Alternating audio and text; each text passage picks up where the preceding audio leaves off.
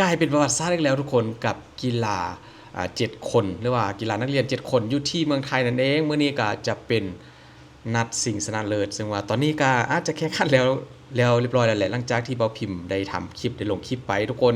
แต่ว่าสิ่งที่เบาพิมพ์อยากจะให้คนได้เบิ่งกับคู่ชิงชนะเลิศระหว่างม่อนทองวิทยาพบกับอ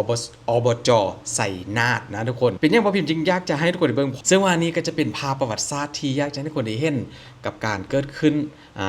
นี้คือแบบว้าวมากทุกคน Amazing สุดๆกับกองเสียโดยเฉพาะก็คือเป็นกองเสียของม่อนทองวิทยาทุกคนภาพนี้คลิปนี้บ่พิมพ์จะรวบรวมทุกคนได้เห็นตั้งแต่การเดินทางของทีมนักเตะหรือว่าฟุตบอลกีฬา7ซี่ของม่อนทองยูไนเต็ดกำลังเป็นกระแสดังไปทั่วสารทิศทั่วประเทศไทยและก็ดังไปทั่วโลกกันแล้วทุกคนกับภาพบรรยากาศพร้อมกับกองเสียที่บ่เคยเกิดขึ้นมาก่อนทุกคนได้เห็นก็คงจะได้พูดคือกับว่าพิมพ์นั่นแหละนะคนว่าเป็นอย่างจริงบ่เคยเกิดขึ้นมาก่อนเดี๋ยวเฮาก็จะไปเบิ่งคลิปกันเลยทุกคนว่ามันเกิดเนี่ยขึ้นกันแด่เดือดสุดๆมื้อนี้เดือดสุดๆทุกคนทำเอาสนามกีฬาแทบแตกกันเลยทุกคนทำเอาสนามกีฬาแตกของจริงกันเลยไปทุกคนมาทุกคนมันเกิดขึ้นแล้วนะนี่คือรถที่ว่าคนเอาความฟันความว่างของนักเตะจากม่อนทองวิทยาก็คือคล้ายๆกับเมืองไทยก็เรียกอะไรเป็นรถเหมือนกับรถโดยสารเมื่อสมัยก่อนนะทุกคนแต่นี้คือเป็นรถที่ว่าคนเอาความฟันทั้งหมดนะนำทางโดยรถข้องตำรวจเปิดทางให้เลยนะทุกคนทางด้านหน้าและก็ด้านล่างส่วนตรงกลางก็จะเป็นรถสีฟ้าเหมือนกับรถโดยสารที่ใช้ประจำทางนะทุกคนกับการค้นเอานักกีฬาเพื่อจะไปสู่สนามกีฬาในวันนี้นี่แหละมื้อนี้กับว่าพิมพ์รวบรวมมาให้เบิ่งกันเลยทุกคนว่าจะเป็นยังไงแล้วก็กองเสียจะไปเยอะขนาดไหนนะทุกคนมาต่อมาก็คือรถข้องกองเสียว่าพิมพ์ได้ไปเห็นมาแล้วเขาบอกว่ามี17คันก็คือรถบัส2ชั้น VIP ทั้งหมดเลยอันนี้ก็เป็น17คันที่ว่ามีการคอนเฟิร์มมาทุกคนแต่ว่ามาจริงๆก็คือ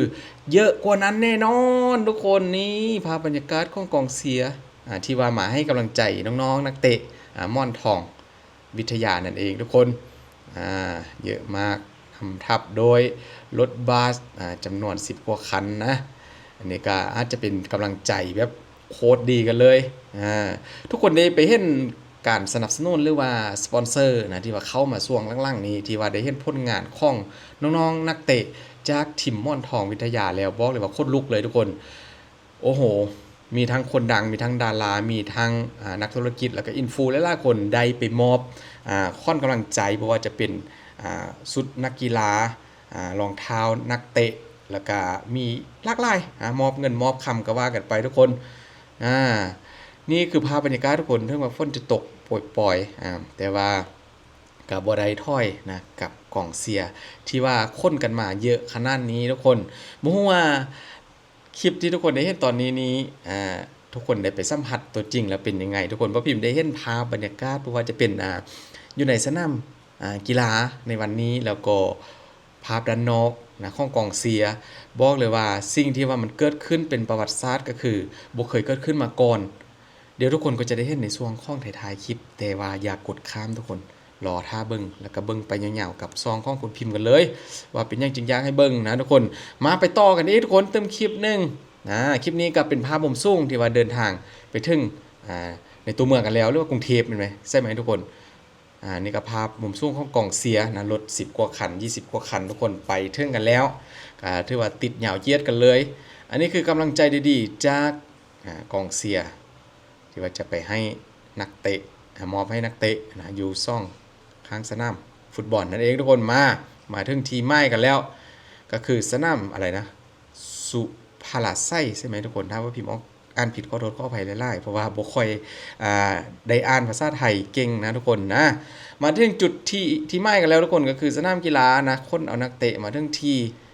ตอนนี้ก็รถก็ถือว่าเป็นเอกลักษณ์ไปแล้วนะทุกคนกับรถคนนักเตะนี่น้องๆแต่ละคนก็โอ้โหน่ารักหล่อๆกันทั้งนั้นเลยทุกคนนี่คือดาวเด่นก็คือน้องเบอร์6นั่นเองนะความเก่งที่ว่าสุดยอดไล่ก็เก่งมาทุกคนนั่นแหละทุกคนหมดทั้งทีมบางคนก็บอกว่านี่คือความฟันของทีมชาติไทยในอนาคตทั้งหมดเลยพอ ว่าพิมพ์เชื่อว่าติดถ้าว่าติดก็คงจะติดทั้งหมดเลยนะเพราะว่าน้องๆแต่ละคนเขาลิ้นแบบเป็นทีมเวิร์กไล่นะทุกคนนี่กองเสียหล่อท่าอยู่ช่องข้างทางทุกคนมาแล้วรถคันนี้ที่ว่าเป็นรถนำความฝันของน้องๆมาสู่สนามนี่ทุกคน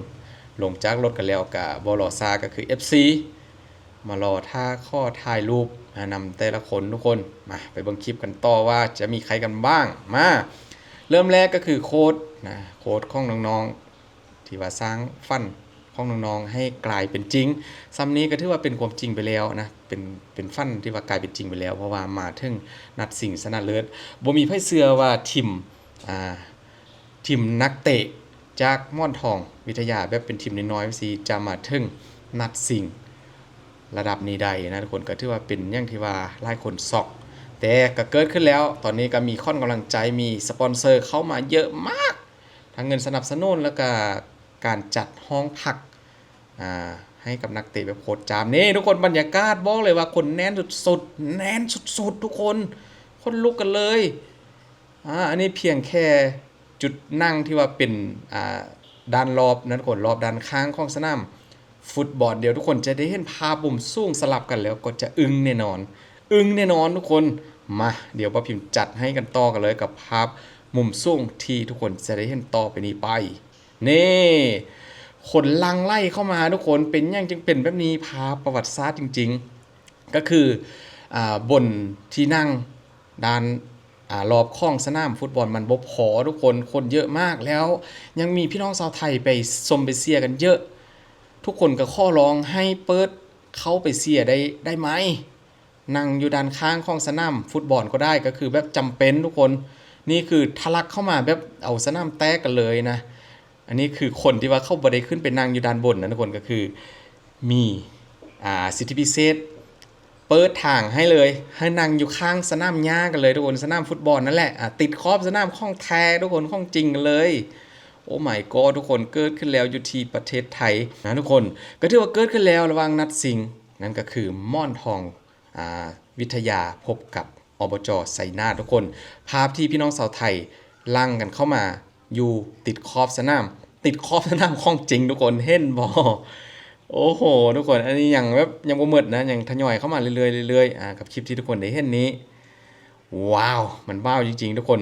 เป็นปรากฏการณ์ที่แบบมันบ่เคยมีเลยแหละกับสนามฟุตบอลระดับนี้แล้วจะอนุญาตให้แบบกองเสียเข้ามาติดขอบหญ้าแบบนี้เลยทุกคนขอบสนามไกลซิดของจริงนะทุกคนโอ้โหอันนี้ก็บอกเลยคนลุกทุกคนนักเตะแต่ละคนก็คงจะแบบปลื้มใจสุดๆดีใจสุดๆนะที่ว่าได้เห็นกำลังใจลายหมื่นลายแสนเต็มขอบสนามนี้ทุกคนภาพผมสูงเขาบอกว่านี่คือสนามแตกของจริงทุกคนบ่แม่นว่าสนามแทบแตกเลย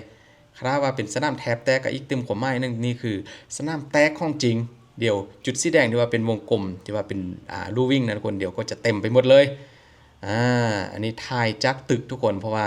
มีตึกนึงที่ว่าเป็นตึกสีเทาบ่ที่ว่าติดอยู่ด้านข้างของสนามตึกนั้นก็เต็มทุกคนแต่เสียดายว่าผมลืมเอาคลิปมาประกอบใส่ให้ดูนะอันนี้เขาถ่ายจากตึกด้านนอกได้ทุกคนตึกที่ว่าติดอยู่กับขอบสนามโอ้ไม่กอดมาสูงบ่พอทุกคนสูงขึ้นไปอีกนี่ทยอยกันเข้ามาทุกคนภาพมุมสูงไม่กอด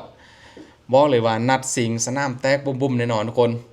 การถ่ายทอดสดทุกซองทางบอกเลยว่าคนเบิ่งหลายล้านคนทุกคนบ่เคยเกิดขึ้นมาก่อนนะกับการแข่งขันกีฬาซี่หรือว่ากีฬานักเรียน7คนเกิดขึ้นอยู่ที่ประเทศไทยนะทุกคนการแข่งขันกีฬา7 C 7 SD ก็คือเกิดขึ้นอยู่ที่ประเทศไทยภาพนี้ปีกายทุกคนปี2567ใช่ไหมหรือว่าปี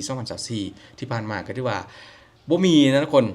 บ่มีภาพแบบนี้เลยปีนี้เกิดปรากฏการณ์ที่แบบคนไทยร่วมแรงร่วมใจกันไปให้กำลังใจกันเยอะมากทุกคน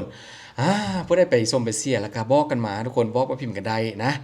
ขอบคุณหลายๆทุกคนโอ้โหคลิปนี้ว่าพิมพ์กันตื่นเต้นแฮงไป5คลิปมาทุกคนได้เบิ่งกันถือว่าภูมิใจหลายที่ว่าได้เห็นซ้ำนี้นะทุกคนขอบคุณอีกเต็มครั้งนึงทุกคนเจอกันคลิปต่อไปเด้อ